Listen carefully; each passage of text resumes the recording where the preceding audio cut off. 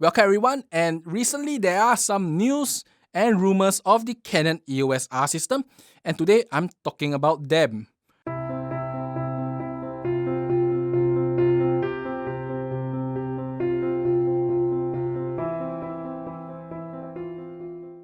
I'm Richard and welcome to Zappy Productions. If you have followed my channel, you should know that I'm a photographer and I use the Canon system and the Fujifilm system themselves. And I do quite a bit of reviews for the EOS R system. The thing is, I rarely talk about rumors, so this video is a bit exception. But that's because the news that came out earlier, and I think that with this news, I'm more, confident of talking the rumors themselves. Now, let's talk about the news first. And if you know this company called Adobe, the maker of Photoshop and Lightroom, Adobe just announced something new. Or should I say, they announced some new support.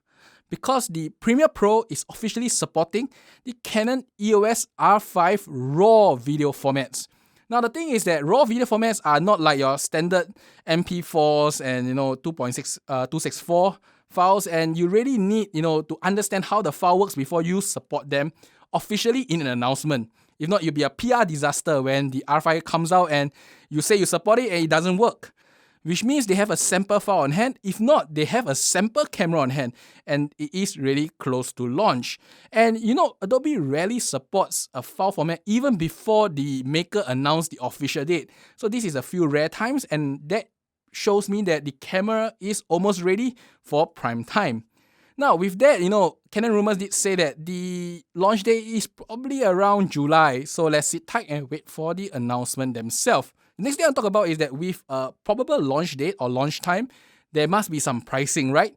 So Canon rumors did say that the pricing will be about 4,000 USD. In fact, they recently said that there is a leak of a Europe price list of 4,500 euro, and normally that translates to about 4,000 USD. For some reason, Europe is always more expensive than the US. And with 4,000 USD, if it brings to Singapore, it's about 5.9k to 6,000 Sing dollars. So that is probably the price. Take it with a pinch of salt, but it's probably the truth to a certain extent. And the last thing I want to cover is the lenses. So Nokishita did, one of the probably more reliable rumors for Canon equipment, said that these are the lenses in the list. And if you look at the list now, I would say as Canon is obviously targeting the amateur and the hobbyist photographer for this round, or maybe the travel photographers. Because let's take a look at the primes. 51.8 IS STM is obviously a more entry-level prime for the average users to purchase. And then you have the 85 f2 macro, which is also another more affordable version than of the 85mm. And assuming that these two lenses are meant to target people who are entering the EOS R system and one of these prime lenses. Now, the nice part is that both of these lenses have IS, so they're not going to alienate the old EOS R users or the EOS RP users, which doesn't have image stabilizer in their camera themselves. So this is quite good if you ask me. It's nothing wrong, and definitely if you are a EOS R user, those two lenses like the 35 1.8 here will probably attract you, especially when they have IS, which makes them a lot more usable than normal.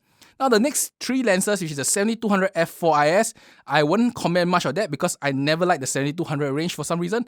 Even the 7200 RF, I purchased it for a few months and then I sold it away because I really don't use it at all. I kept every single other lens other than the 7200 RF.